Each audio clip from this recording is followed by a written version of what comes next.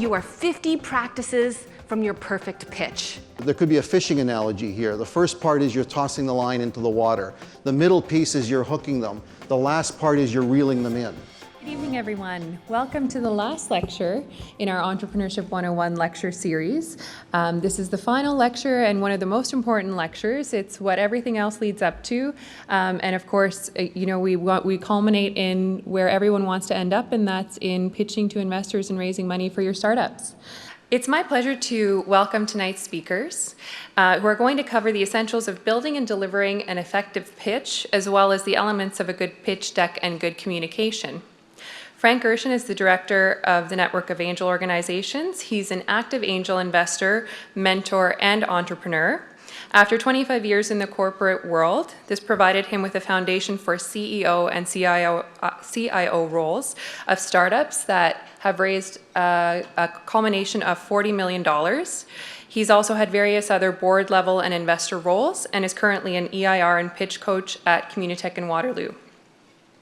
Melissa Durrell is president of Durrell Communications Public Relations Agency. She's a communications strategist and community leader, works with her clients on storytelling and getting the word out, and is also the Uptown Waterloo Ward 7 City Councillor. Before founding her own startup, she worked with hundreds of entrepreneurs, VCs, and angels across Canada. Please welcome Frank and Melissa and thank them for making the trip in. So Frank and I always joke, we started working together about 4 years ago at Hyperdrive. Yep. And so Hyperdrive is this great program that they do at Communitech where we work with companies as they go from idea to market. And Frank and I were working with them so much that on the pitch day, we would both stand at the back like mamas and papas, just like rooting on our babies. And so now they call us mom and dad. And so I always say, does that mean I get half of his earnings? Because I really like that too. Hasn't worked out that way yet. Too bad. So I'm going to start this off a little bit, and I'm going to do a bit of the style portion of this, talk to you a little bit about presentation skills, and then Frank's going to roll in, and then I'm bookending Frank tonight. So just so you know, I'll be back. So the first thing I want to tell all of you is I know you've spent 30 weeks working on your presentations, working on, well, yes, especially, I guess, your business. And so the first thing I want you to know is nobody knows your product better than you. So as you start to build your pitch, come from a place of confidence. That's really important. Now, as Marilyn mentioned, I'm a former TV journalist, so I did that for about 15 years. I'm a city councillor, politician. I run a PR agency, and I'm one of the few female pitch coaches in Canada right now. So all those skills lead up to one thing, and that's that I teach engineers how to speak English.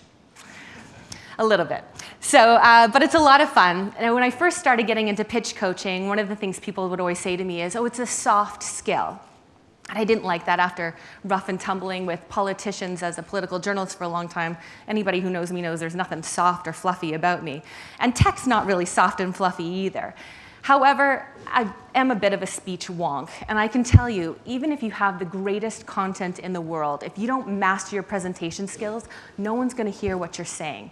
So listen up. One of my favorite pitch stories is this great guy named Herman Lowe, and he had a company called Views IQ.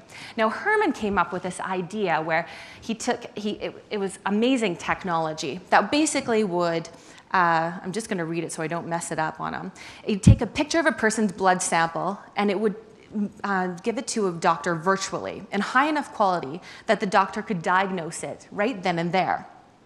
Now, there's only a few doctors that can actually read blood samples. And so Herman did his market research, of course, and he realized that hospitals spend a lot of money sending blood samples, and it takes a lot of time. And so when we first started working together, we realized this was really inefficient, and this is a great product. But what we were missing was baby Sarah. Oh, here we go. Come on, baby Sarah. There's baby Sarah. So baby Sarah was rushed to a hospital in rural British Columbia. This hospital had Views IQ technology. In seconds, a doctor in a Vancouver hospital was able to read baby Sarah's blood sample. And baby Sarah lived because of this technology. So we went from talking about time-saving technology and being more efficient and saving more money to life-saving technology. Now that's a story people are going to walk out of your pitch and remember. So that's a little bit what I want to talk to you about first, is storytelling. So your story needs to be interesting, compelling. We're going to talk a little bit about how you hook people in, reel them in for the full 10, 12, 13 minutes, whatever your pitch might be. So you've got a great idea. You've got your business planned. So what kind of pitch are you going to be? So we talk about the disruptor pitch, which is pretty much the standard for startups, right? Think Uber. Think they disrupted the technology business. There's a company that I love called Durrell. Does anybody know Durrell? Durrell figured out how to beam a video signal, which we used to have like huge trucks. It was like 4 or 5 people, super hard to do. They now can beam a video signal in basically a briefcase, the size of a briefcase. And then today they announced that they've hooked up with another company called Erschen, and they've actually hooked up this technology to drones, so they can beam live television on drones through this Durrell. Fascinating stuff. Now they are disrupting the field. This is a kind of pitch that you start during the problem and solution phase when you're talking about your pitch. The founder pitch. Now, not everybody is a Jack Dorsey, but think about him. If you're a serial entrepreneur, this is not your first game. You've got a couple of really nice lines on your resume and some success stories and not always success stories. This is you start your pitch with your team slide or your story. There's a great guy in Waterloo named Jim Moss. Now, Jim Moss was a professional lacrosse player and got this debilitating disease, and it was basically one of the videos he shows is him walking through the hospital, and you can hardly walk from being a pro athlete to that. That's where he came up with the ideas for a startup. That's how he starts his pitch. You love this guy by the end of his pitch. You want to invest in what he's doing, right? All right, so let's go to the dream team. So if Jack Dorsey is the Superman and Wonder Woman, the dream team is the Justice League. That's one for all those comic book geeks out there. I also like to say, think about the PayPal mafia for the tech nerds. So this is when you've got a whole bunch of amazing people and you put them together and they become unstoppable. If this is the kind of team that you've put together to run your startup, this is how you start your pitch, because that's exactly what your VCs and angels are going to want to talk to you about, hear more about. Right, Frank? Right on. You go, girl. The detective pitch. So the Internet of Things, big data. If this is an area that you're going for, the detective pitch is kind of what you're looking at right now. You're simplifying processes. Your target market, you're helping them make better informed decisions. One of the companies that does this well is Y Combinator Grad's Mixpanel, an advanced analytics platform for mobile and web. The emancipator. Like Robin Hood liberated the poor, your company is going to liberate people from mundane tasks. One of the companies that does this really well is WagePoint. I think they just raised a couple of mil, and they're on their way to the United States market at this time. So WagePoint takes payroll, and they like to say, make it sexy. I wouldn't go that far, but they're a really fun company, and basically they figured out how to make payroll for small businesses so that it's easy for us, so we don't have to spend all this time writing checks and giving money to the government and all, doing in all these different processes. It's one click and you're in. If you're doing an emancipator pitch, really what you're beginning with this as a problem and solution right at the beginning. The perfect world. Solving the drought problem in Africa. There's a company called Roots Hydrogels. They've created 100% biodegradable sugar-based hydrogel which provides a controlled release of water and active ingredients directly to plant roots. This is an incredible company, and you start with making a statement like that. Frank will tell you, you got to be careful because you got to back it up, right, Frank? Right. But it captures the attention of the audience, and you can bring them to a place where they may not have listened if you started talking about 100% biodegradable roots. What does this mean? Do I care? Is this for my garden? No, it's much bigger vision. All right, so your story arc looks a little bit like this. And one of my favorite venture capitalists always says to me, a great pitch is like a striptease. You just take a little bit off at a time, right? So think about that, or for the people who love Oprah out there, it's a couple of aha moments all through your pitch. So when you're putting your pitch together, think about the hot things that are gonna make people listen to you, right? And you put them out throughout your pitch so that people keep their attention on you. Another element is bookending. This is a traditional journalist thing, but it's happening more and more as we see in pitches. So the idea behind this is you introduce your story off the top, your problem, and your solution. Plum.io did this. So meet Joel and Christine. These two were working for, they used their technology. Let me start that over again. Plum.io has this great human HR technology. And basically it sifts through the hundreds of resumes that you deal with when you put a job on the market. And instead of just looking at the resume, what it does is it actually goes through and does a personality test, checks out all sorts of other stuff. So when Plum was hiring their first hire, they used their technology, of course, right? And so Christine comes out on top. Christine has a fine arts degree and 7 years waitressing experience. Joel, on the other hand, is an MBA and a stellar-looking resume. So Caitlin, who's the CEO, decides, I'm going to hire both of them and just see what happens. Well, 6 weeks later, Joel is playing fantasy football and not really excelling at his job. Christine is doing fantastic. Now, we go through the rest of their pitch and we hear about their market analysis and how they're going to grow and all the other important things that Frank's about to tell you about. At the very end of the pitch, we come back to Christine. Well, now isn't she the director of sales and part of the executive team? So they bookended her story on either side. Great technique. Finally, timing. Oop, back we go. So the interesting thing about timing is you've got a clock right in front of you, and I don't know how many of you guys have actually pitched before. So when you set up your pitch, you're setting it up for minutes, right? So each chunk should take a specific amount of time. Now, if you're doing a good job and you've memorized your pitch completely, you should know that by 3 minutes, you're hitting your market slide. And by 9 minutes, you're into your team slide. The reason why you want to make sure that you're watching the clock is that you cannot rush through the last 30 seconds of your pitch, because that's what everybody is going to remember at the end of the day. And if you race through it and you don't get to your call to action, you're in big trouble. Now, over to the pitch. And Frank. Oh. This is you now. Were you having a little nap? My turn, yes. Okay. Well, I'm going to exercise your neck a little bit because I'm going to wander on this stage a little bit, so this gets your blood flowing a bit. I want to tell you a little bit about me first. So it gives you some context about what I try to bring together when I look at pitches. You heard earlier that I have a corporate career. I've had multiple CIO, CEO, and chair roles. I chair 3 companies today: Power Noodle, which is in the decision-making space; Renomy, which is in the construction space for change management; and Catapult, which is in the e-commerce space. That's important because I have a lot of different perspectives on different industries and types of businesses, whether it's B2B or B2B2C or even B2C. I sit on the investment committee for the Laurier Startup Fund. This is Wilfrid Laurier University has a fund that they invest in startups.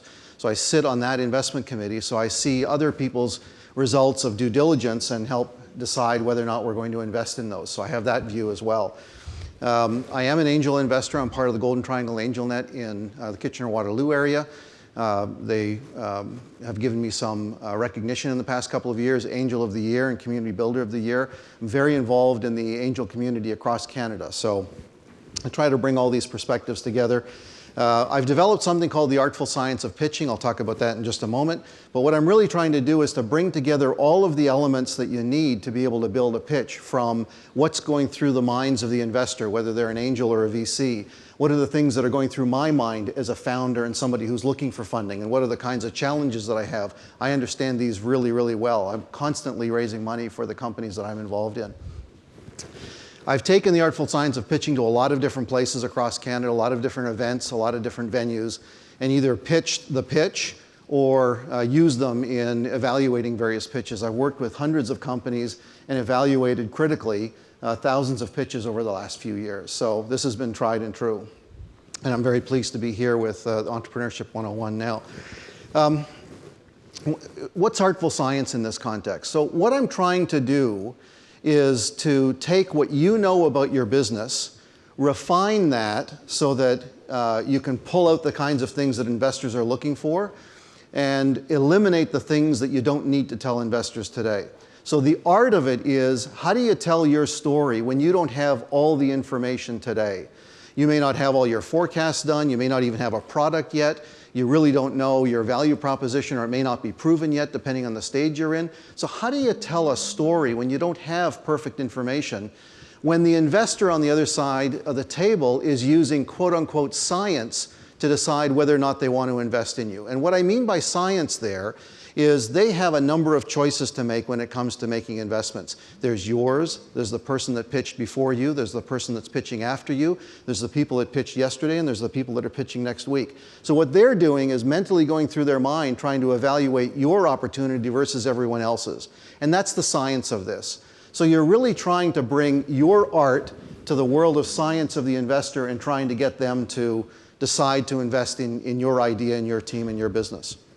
There's a number of things in the blue circle here that represent all the things that you know about your business. And you may not look at them properly. For example, really impressive hockey stick curves.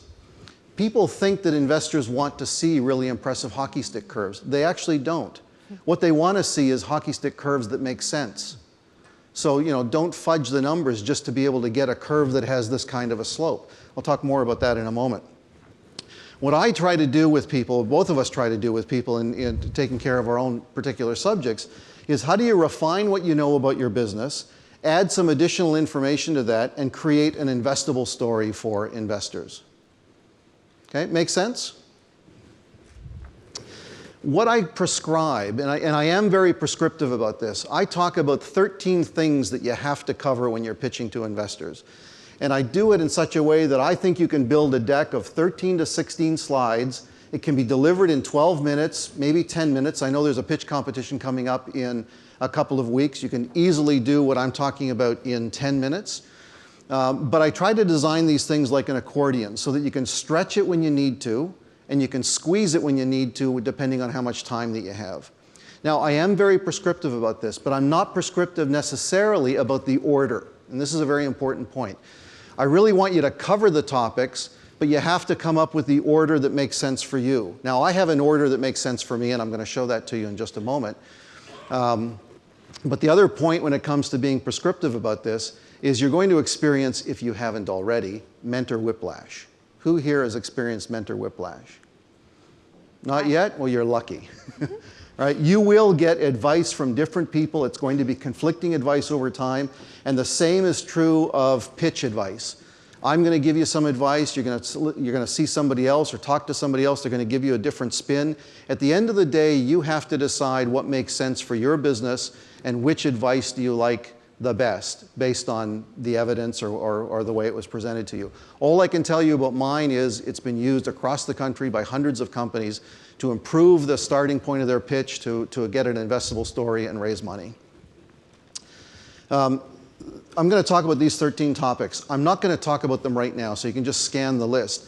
The important part about this is I really designed this in 3 sections. The first section is all about how you introduce you and your company to the investors in the room. The second section is what I call the sell section, or this is where you're really explaining how you're taking this great idea and this great company and turning it into an investable company. And the third part is closing the deal in that meeting, or potentially losing the deal in that meeting, right? So there could be a fishing analogy here. The first part is you're tossing the line into the water. The middle piece is you're hooking them. The last part is you're reeling them in. And sometimes when you're reeling them in, the hook falls out or the line breaks. And that's what you got to try to avoid, right? You want to avoid losing reeling them in. So let me go in and talk about these. First question I want to ask you is, and just shout out some answers. What do you think the objective of your pitch is? Get the deal? What else? Make me care. Make me care? You want to get them interested? One more. Money. A follow-up meeting, right? At the end of the day, the real objective of your pitch is to get them interested enough to have a follow-up meeting.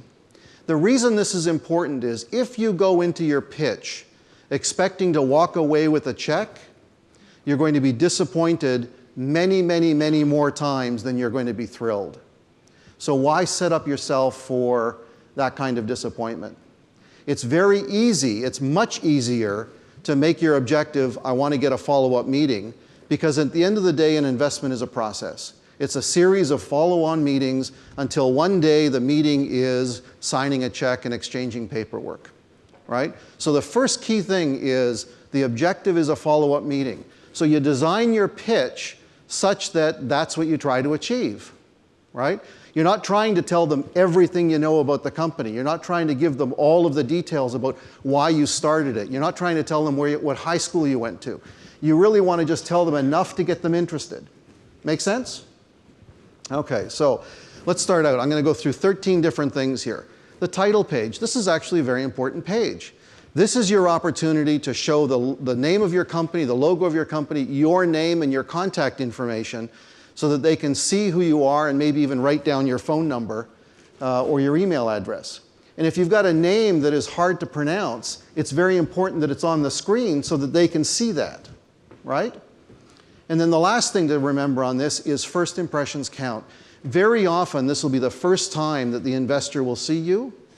So right off the bat, even though it's just the title slide, you got to be on your game right away. Now, I want to make one other point before I go on to the next part. What I'm taking you through, these 13 topics, is really designed for a presentation to a large audience. For example, if you were pitching to investors in this room, you'd use this kind of a pitch.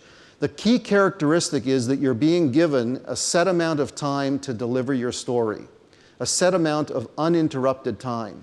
So you may be told you've got 10 minutes to tell your story, or 12 minutes, or 5 minutes, whatever the case may be.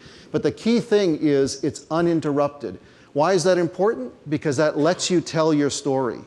If you take the same pitch and you try to use it in a room with investors, with 1 or 2 investors in the room, or a VC in the room, or an angel in the room, it's not going to work because they're not going to give you the latitude to tell your story. You're going to be literally 90 seconds into this, and they're going to start asking you questions. They're going to throw you off your cadence, and you're going to be forced to say things like, I have that on slide 6. Can you wait? You know, once they might say yes, but the second time they ask and the third time they ask, they're going to say, no, can you just answer the question? Because that's the way we're trying to figure out what you're about here. So you design a different pitch for tight meetings. So what I'm taking you through is for a large meeting, okay? That's just for context. Second page, I like to see companies put an elevator pitch page up. What that means is simply a phrase on the page that describes what space you're in. And what this does for the investor is right off the top, it lets them know, roughly what space you're in. It doesn't have them wondering about what you're doing. Some company names are pretty unique and creative. That causes a little bit of confusion for people. But if you hit them right up front with the elevator pitch, a couple of phrases, then you've got it. I'll give you an example of something you could say in the elevator pitch. Here's an example of a bad one. I'll just read this. We've developed an optimally sized, open, and standards compliance operating system for the Class A compatible and Class B microprocessor units found in low-end intelligent enabled appliances. How do you like that? Doesn't that make you want to say, tell me more? Or does that make you want to run, right? You can imagine getting on an elevator with somebody and they tell you this, you're going to say, I'm sorry, I have to get to my meeting, see you later, right? Here's the same company, a little bit different. I'm Andy Preneur, founder of Smart CPU. We've developed a best-in-class operating system for smart devices like your toaster. We cost less and leave more room for apps that make your toaster smart. We're proven, and I need investment to grow. Think about the difference here, right? In the second one, I've mentioned my name, my company's name. I've talked about the space that we're in, best-in-class operating system for smart devices. I've made it familiar to you by talking about a toaster. I've talked about value proposition. I've talked about status. I've talked about what I need, right? And that's 15 seconds. That's literally a 15-second elevator pitch. So what I might have on my screen is simply operating system for smart devices. So if I had that on my screen and I said this, I've encapsulated very quickly the space that I'm in. Okay? That's what I'm looking for elevator pitches, elevator pitch slides. The third thing is, what problem in the world are you solving? Right? Or it could be an opportunity that you're creating, but what problem in the world are you solving? Very important to get this right because this sets deeper context for many other things in your pitch. Right? If you don't have this right, the rest of the pitch begins to fall apart. I'm often asked, what happens if I'm trying to solve something that's this big, or I'm dealing with things that are this big, and I'm very focused on this right now? The key thing for investors is they want to know you're focused. So make sure you talk about what you're focused on. However, they do like to see that if you're interested in solving something bigger or something else, because that talks about how large the opportunity is. But don't miss the opportunity to show them that you're focused. Focus is critical. So, talking about market sizing. I get lots of pitches that come to me and they start throwing out big numbers. This was really in a pitch that I saw once, where they were talking about a $400 billion market, and what they said was, and if we get 1% of that, we're a $4 billion company. Okay? You know what my answer was? Why don't you go for 10%? You know, if 1% is that easy, go for 10.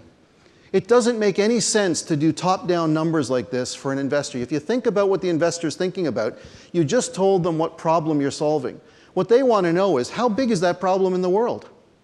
How big is that problem in the world? Not necessarily just the market that it's in, but that problem, right? How much money are people spending fixing that problem today? So, don't like charts like this. What I really want you to do is think about exactly what that problem is and how you quantify that. And you can do this a couple of different ways to get some really good data. I call it marrying top-down and bottom-up. Top-down are things like, you can go to US Census Bureau, Bureau of Labor Statistics, CanStats, StatsCan, all those kinds of things. You will have more data than you can shake a stick at. Data is not going to be your problem. If you know how to look for the data, you'll find tons of it. The problem you're going to have is whittling it down to those things that really matter. And then you marry it with some bottom-up work. It could be some surveys that you do with people, could be going out and talking to people, could be finding some third-party research, and marry the two, right? That's the secret to market sizing. Now, here's a real problem that I see often. People start pitching about their product, and they turn their investment pitch into a product pitch. And I'm not there to buy the product, I'm there to buy a part of the company. So treat your product like a feature of the company, just like the problem you're solving is a feature, just like the team is a feature, just like your projections are a feature. So tell me enough about the product that I can appreciate what it is, how it relates to the problem that you're solving, and why people will buy it. That's what I want to know. I don't need to know how to operate it. I don't need to know how to load it. I don't need to know the design specs. If I want to know those things, I will ask. This, by the way, is also the opportunity, if you've got intellectual property, this is one of the two places that you can bring it up, because it can be brought up in context. It's a great spot for it. So why now? Sequoia, who's a VC in the Valley, very famous for asking this question, and I love it. I think it's the opportunity to take advantage of citing third-party research or your own original research to describe to the investor why now is a good time for this product, for this company, and for you to invest in my company. It's a great opportunity to put other people's research and your own research on the table. So the first 6 pieces are background. If you think about it, all I've really told anybody, if I'm doing a pitch, is background information on the company. I'm not really getting into real meat until now. And this is the go-to-market piece. The go-to-market piece is where you explain to the investor how you're taking this great idea and turning it into an investable business. How are you going to turn this into something that's going to make a lot of money for a lot of people? Now, I try to get people to think about what I call Vegas. It's a model called Vegas when you're describing your go-to-market. The first is, tell me how you validated your product. How did you validate that this actually fixes the problem and that people are willing to pay for this, besides Uncle Sally and Uncle Bob, Aunt Sally and Uncle Bob, right? So validation is important. And what you want to be able to talk about is, where did you validate? That could mean a customer segment. It could mean a geography. How did you validate? How did you reach them? Did you go directly? Did you work through a partner, a channel partner? How did you do that? And when? Timing. The second thing is enter. How do you plan to enter the market? Where, when, how? The third is grow. Again, where, when, how. So once I've started in the market, what's your next move? Very often, especially in this geography, I hear people say, well, I'm going to start within my own backyard. I'm going to focus on Toronto or Waterloo in Ontario. And then I plan to go south or east or west. right? That's the grow piece. Where do you plan to go next? North America, Europe, Asia? And then lastly, the S of Vegas is, tell me what it is and when you tell me what it is to get ready to scale. What do you have to do to get ready to scale this business? At the end of the day, investors want to invest in a scalable business, right? That's the only way it's going to build tremendous value. Now, you're not going to know exactly when you're going to scale, but it would be really good for you to be able to explain to an investor, here's how I think we're going to scale. Here's the things that we have to get right before we get there. So that's Vegas, validation, enter, grow, scale.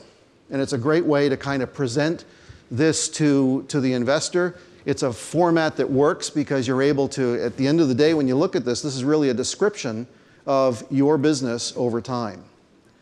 And if you need extra space to do it, deal with each one on a separate page if you really need. But this is the real meat of the pitch.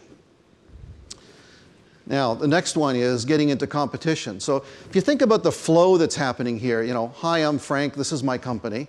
This is the space that I'm in. The problem we solve is this. The size of the problem is this. The solution we have is the following. Why now are the following kinds of things. And the way we're going to turn it into an investable business is A, B, C, D, E, right? When we're in the market, we expect to face the following competition, and here's why we're better, and here's why we're going to win. So that's this piece. But never, ever, even if you really believe it, never say that you're the only person in the market, that nobody else has the solution, because nobody will believe it. No one will believe it. The world is too big.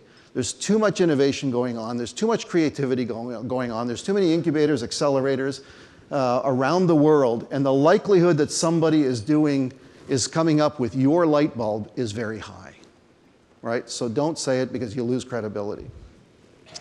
This is the other place where you could bring up IP, right? Either on product or on this. But what you want to do is give a pretty honest assessment of what you think your competitive landscape is.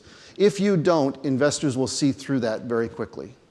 I can cite one particular company where we were doing due diligence on a company. They said there were no other competitors in the marketplace. We found a company that had a product that was very similar to theirs. We went back to the company to say, what about them? They said, oh yeah, we know about them. They're not going to have the product ready for 2 years. We said, really? We could have bought one yesterday. What do you think happened to that due diligence? Done, right? Okay, I mentioned this earlier, really impressive hockey stick curves. It's great if you have a hockey stick curve, but you have to back it up, right? So what we really want to see is not so much impressive hockey stick curves, but hockey stick curves that make sense. So we need to understand your revenue model, we need to understand your projections. And if you put a hockey stick curve up like this, I rest assured that if I'm there looking at your pitch, I'm going to pick 2 points on that curve, and I'm going to say, between those two timelines, you said you're going to get this much more revenue. Can you tell me exactly how you're going to do that? Or roughly how you're going to do that? And I don't care if it's a curve or it's numbers on a screen. I'll find those 2 points and I'll ask that question. Because this now begins to get away from having numbers that are impressive because they're big numbers to numbers that make sense, right? And you want to be able to set up for a good follow-on meeting. You don't want to go in and impress the heck out of an investor in a meeting, get them to agree to meet with you for due diligence. Then they get into the due diligence and they say, holy cow, you used those assumptions to get there? Like you're nowhere near. Like I feel like it was a bit of bait and switch.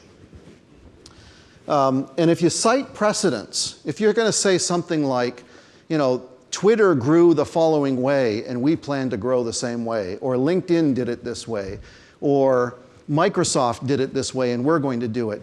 Make sure you understand what resources those companies had available to them when they did that, right? And I have had people say to me, I'm going to grow the way company X did. And I literally sat down with them. I said, let's go onto Crunchbase and let's go find out how much money they raised during that time period that you're talking about. And it turns out they raised $4 million. And it was 10 years ago, right?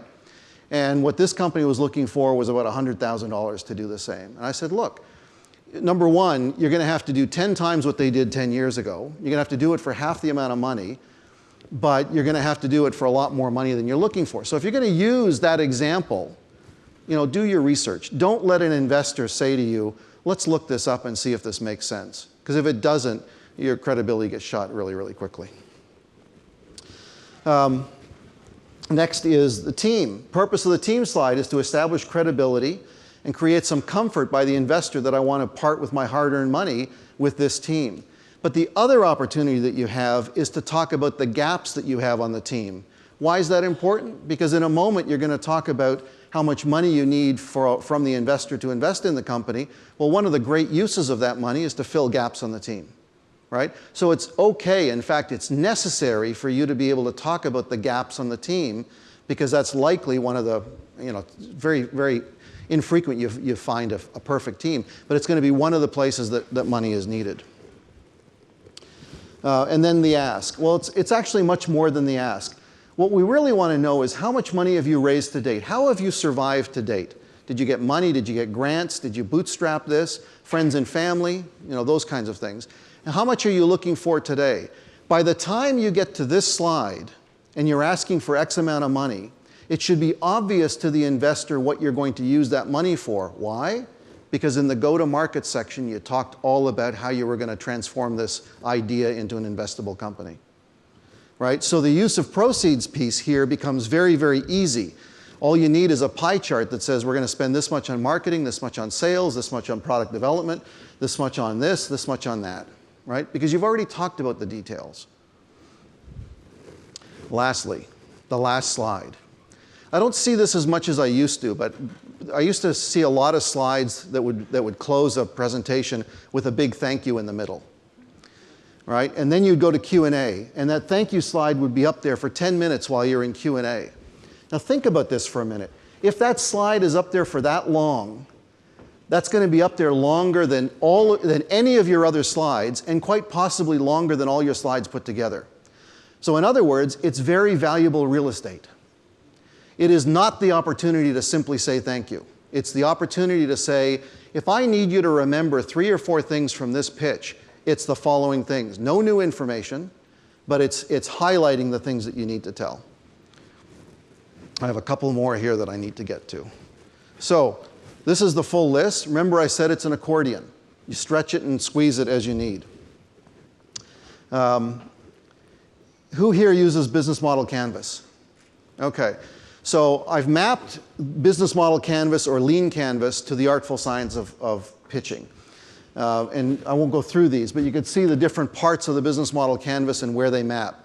This material is going to be available to you, so I've created another page in here that you can look at. So there's the Business Model Canvas and Lean Canvas, and you can see where the different pieces cross over to artful science. Couple of really last things, and this is, you're going to see this online, so you can read it there. But there's a number of pitch risks that happen in each of the sections. I'm not going to go through them, but you'll have them there for reference. I am going to highlight a couple of other things, though. When I look at a pitch critically, I look for logic. Things have to make sense to me.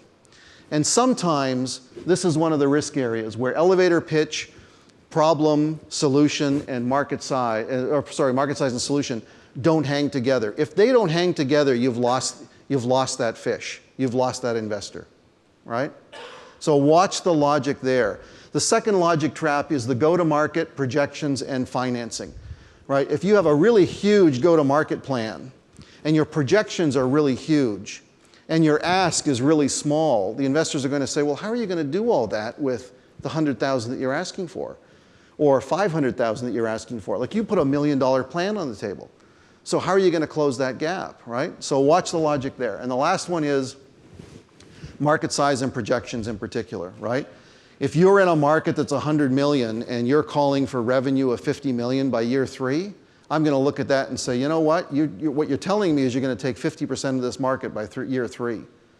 Like, very, very, very few people get those kinds of numbers. Very few people break into double digits in a few years, right? So you got to look for that logic. You got to look for what makes sense. I always think it's ironic that we're teaching people how to pitch 13 minutes, yet it takes us hours to do it, right?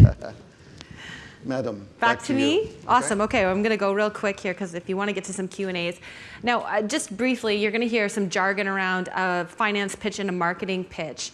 The marketing pitch, just to hit on it really briefly, often has your product in it. So you've already got a beta, you're out testing it, and that's the big thing about a marketing pitch is to show off what your company's doing. If you've been in TechCrunch, throw up their logo. So it's really about showing off what amazing things your company's doing to grab people's attention, and oftentimes there's no ask in it. So we're going to talk about the audience right now. So put yourself in the audience shoes. If you've got a big audience, you can make it pretty, basically you got to, we call it the globe and mailing it. So you're going for that grade 6 IQ. You got to make sure that if you're talking about 3D printing, you got to tell people what 3D printing is and then how your company's going to do something about it. This is actually the guy who does, it's called Structured, and he came up with an extruder for 3D printing. And one of the things that Frank and I worked on this pitch together, and one of the things that we really struggled with was when we walk into a room and start to talk about his product, no one even, many of the people didn't understand what 3D printing was. So how can you sell them on your product, which is an add-on to 3D printing, if you don't know where it is? So look at who's your audience and how much education do you have to do. Frank talked about this briefly, but in a big pitch in a big room, no one's going to interrupt you, right? Frank, have you ever interrupted somebody on a stage? Never. Have you ever interrupted somebody in a boardroom? Always. Usually what time do you interrupt them? 90 seconds in. Right, so get to the most important stuff as fast as you possibly can because it'll throw you off your game if you're constantly being interrupted. So the writing process. So you take Frank's 13 brilliant points, and the next thing I want you to do is put them on Post-it notes. Make them yours, but put them on Post-it notes. And then from there, you're going to write out some other ideas, some transitions. And you put these Post-it notes all out in front of you, and you take those Post-it notes, and then you turn it into a script. Now, a lot of people say, oh, I know my idea so well, I don't need how to write a script. Right, Frank? But this is what the script looked like for me at the beginning. And you can see I'm used to be an anchor, so I mark the crap out of my scripts. But I remind myself to pause. Oftentimes I talk quickly, so I want to make sure that I'm enunciating my words, so I'll usually put a little thing at the end of a G, so I'm actually saying seeing instead of seen. Anyway, this is the kind of thing that you need to do. Also, it will save your love affair with your designer, because most people have designs done in-house, right? So you've got your deck design up next. Now, if you go to your designer and you change your deck design every time you go and see your pitch coach because they've come up with something new, your designer is going to kill you in your sleep. So the best way to fix that is to bring in your script, your Word doc, and they only have to do it once. A couple quick tips. Can you read that? Can you read that? Can you read that? So make sure you're using big font. I like big font. I like big pictures. Create interesting slides.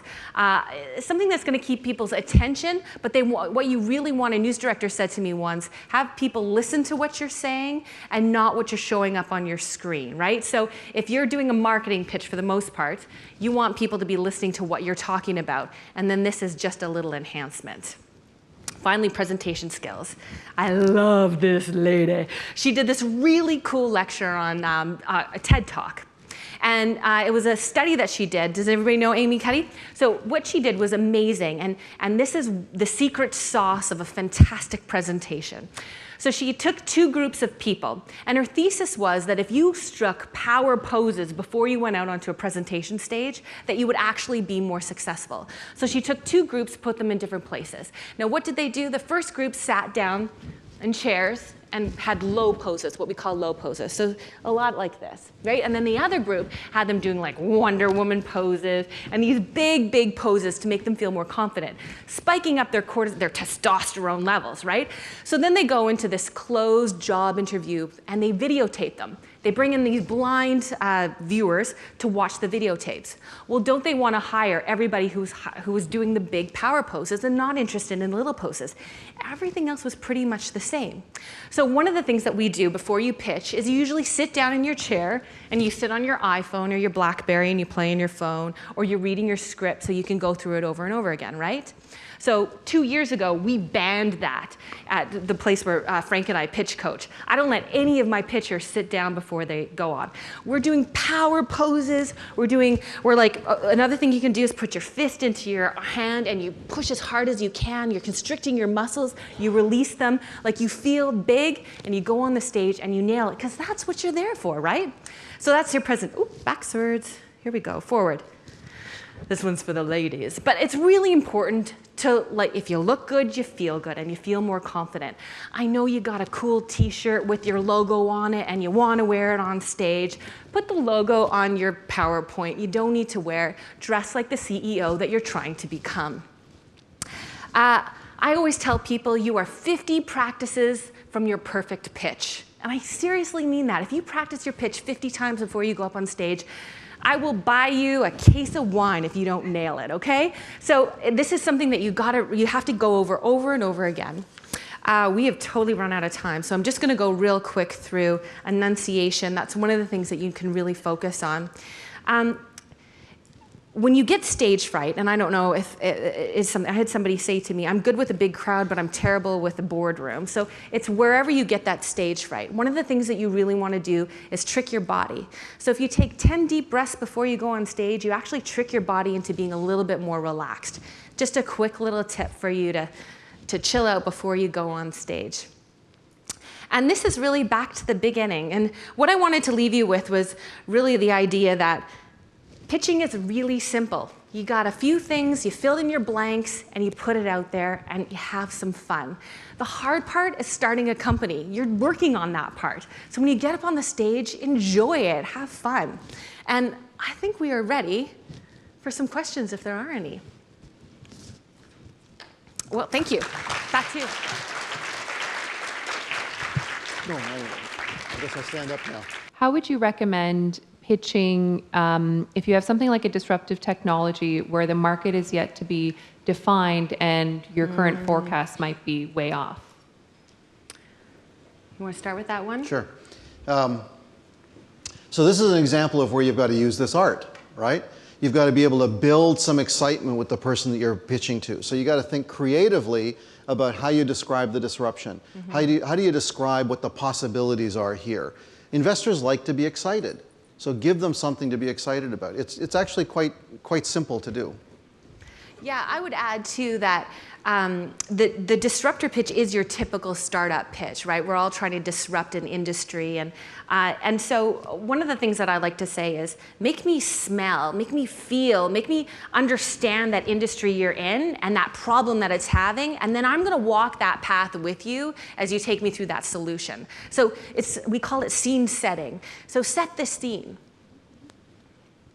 and then maybe we'll know a little more. Yeah. Thanks much for the talk. One question I have is, and this is based on the feedback I constantly get from various judges and so on for various fundings I apply. They keep telling me that what I am predicting in my model is just not enough for an investor. What is enough for an investor? How long is a piece of string, right? It's a difficult answer to give because different investors have different criteria and different thresholds. I like to use the 10x to 100x kind of measure. Investors, depending on when they're coming into a company, they want to be able to see some visibility to getting 10 to 100 times their money out, depending on where you're taking the company, whether it's an exit or an IPO or some kind of maybe it's a dividend play. But they're there because they're doing returns. The other side of that is you sometimes get investors that are investing in social businesses where the returns are not quite as important. So it really depends on the nature of the investor, the nature of the investment possibility. Yeah, look at who you're pitching to. Maybe you've got the wrong audience. These are actually for various competitions that Mars announces and so on. So it's not even pitching to investors. It is for competitions. Well, competition is the key word, right? So you're really up against people that are describing companies that may have huge returns or huge opportunities versus yours that might be smaller. That is a difficult thing to deal with. Mm-hmm. There's no magic answer to that. Hi. Hi. I'd like to ask, how do you control or anticipate Q&A? I've had people tell me that they designed their deck, so they specifically left out certain points they're actually quite confident about, so they know that people are going to ask about those points in Q&A, especially during the short pitches. Yeah, I don't know if that's a best strategy. I just want to hear some feedback from you guys. I'd say no. Hey, Frank? You want to get your best stuff in your pitch because you never know what questions are going to be asked for you. So like anything, if it's your headline, you've got to have your headline at the beginning. Even though you might save some of your best stuff for last, you never leave anything out. Right, Frank? I'd add to that to say, for any pitch that you're doing, you actually have two pitches that you've prepared and you're rehearsed.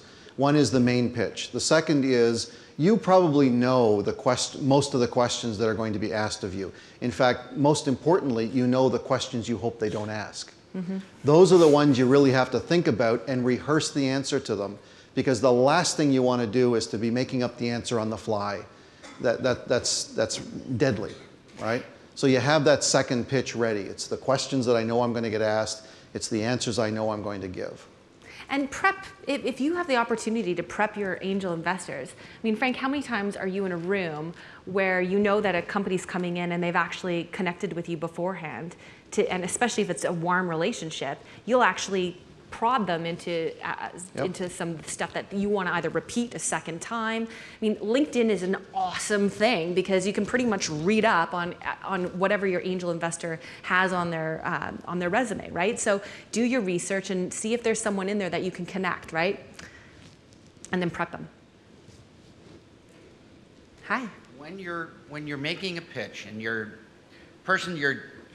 making the pitch to changes your parameters right at the last minute, actually shortens your pitch time, and you have to scramble everything at the last minute. How can you recover from that? Well, that's not a good sign, my friend. If they're shortening your pitch, then they're not interested. But they did it for everybody. Oh, did they? Oh, did they? Ooh, okay. Well, I'll That's give you tough. You've got the accordion idea, right? Yeah, I'll give you a thought. So when you're really out there pitching, you've probably got a couple of pitches in your pocket. One is that pitch for a large audience. The second is a pitch for a small audience. And you've probably got different versions of an elevator pitch. You end up, after a while, becoming very good at switching pitches very, very quickly, right? So imagine that you're getting on an elevator and you've got this 15-second elevator pitch that you use with somebody, right? And then the elevator gets stuck, right? Now you've got like 10 minutes with them. Well, you better have a 10-minute story to tell them, because if you repeat that 15-second one a couple of times, they're going to go sit in the other corner, right? And you crawl out the roof. Right. So what happens is, as you pitch more and more, you become very, very good at switching pitches as you need. Yeah, one of the things I like to coach my CEOs on is having something in your back pocket. Like you've got your closer in your back pocket. And all great speechwriters write the end of their speech first. So it's a good thing to go to, because you'll know it so well, is just pull it up front if you've got the time, and you want to be lean and agile, right, when you're pitching.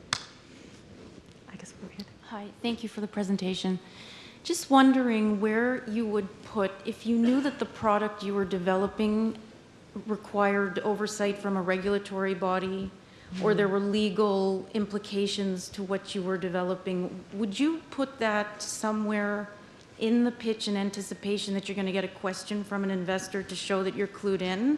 Or would you wait for them to ask you? No, you absolutely include it. There's one piece that I didn't include in this that talks about, depending on the kind of business you're in, here are the key things you absolutely have to cover. So if you're in a regulated industry, you have to talk about your regulatory strategy. If you're building a medical device and you don't think you need FDA approval, you make sure you say that in the pitch and be prepared to defend why you think you don't need FDA approval. Who did you consult? Who's your expert on this? Or if you do need FDA approval, you're a type 2 device or whatever the case may be, here's my plan and here's the experts that I have for this. Absolutely fundamental. Okay. Your twin brother was just over there. Yeah, I saw him too. So I guess I have a second question. A lot of time when I hear about this pitch advice, it's normally tell you how to be confident, how to impress people in the beginning, how to wow the audience through different points of the presentation. And we're all trained to basically be very good at pitching. But I think, frankly, a lot of us are not natural good presenters. And what about people who are just not great presenters on stage? I know it's good that we need to practice to get there, but is there any, I guess my question is there any alternative style that we can show our authentic self while still, like, I guess, deliver the point of the presentation? Yeah. So what I always like to do when I first start out coaching someone I mean, how many of you guys watch pitches on YouTube or Vimeo, right? Like, I'm addicted to them. So is there a company, a CEO that you particularly like? And you're probably not going to go for the flashy guy if that's not who you are. You're probably going to go, like, my engineers always go to, like, you know, someone who's a little bit more soft-spoken. You don't have to be the flashy stylist guy. You can be your own pitch. So choose someone that you like and watch their pitch and see how they do it. And what I actually do with them is we actually break this pitch apart. So how did they do it? What were the subtleties that made you like them, right? Like, I love Lisa LaFlamme, and I used to go through her anchor scripts and actually figure out how she did her tone. I mean, you copy the people that you like, and you're not going to copy the crazy person. You're going to copy maybe somebody who's a little bit more subtle. So just find your own style. I mean, really what matters, it's the substance, right? Like, as long as you're getting your information out to the people, that's really important. The style part is what, you know, is going to draw them in to listen to you more. But your style can be your own style. Like Melissa said, you're only 50 practices away from a perfect pitch.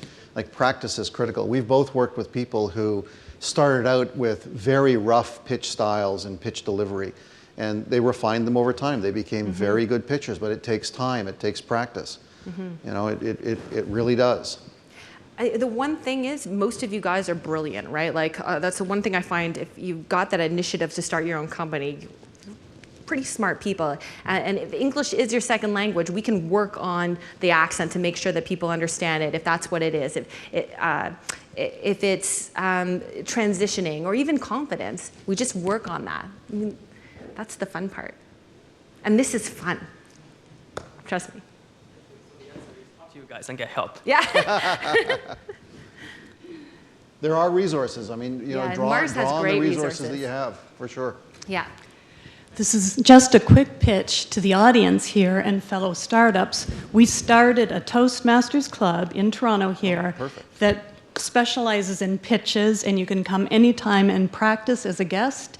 It's at the Center for Social Innovation, 720 Bathurst Street, Thursday nights at 6:30, and you can come and practice a 1-minute pitch, and you get to do a do-over after you get feedback. That's awesome. You know, another great thing you can do is record yourself. So oftentimes we're hard on ourselves, but if you get someone to record it, you can watch and see what you're doing. I think we're over time here. Frank and Melissa, thank you so much for joining us today and for taking the time to share your expertise. It was a really great, engaging presentation. And thank you, everyone. It was so great to see you all. This was our 10th year of Entrepreneurship 101, and I hope to see you at the Upstart competition. Congratulations. All right. Thank you. Thank you.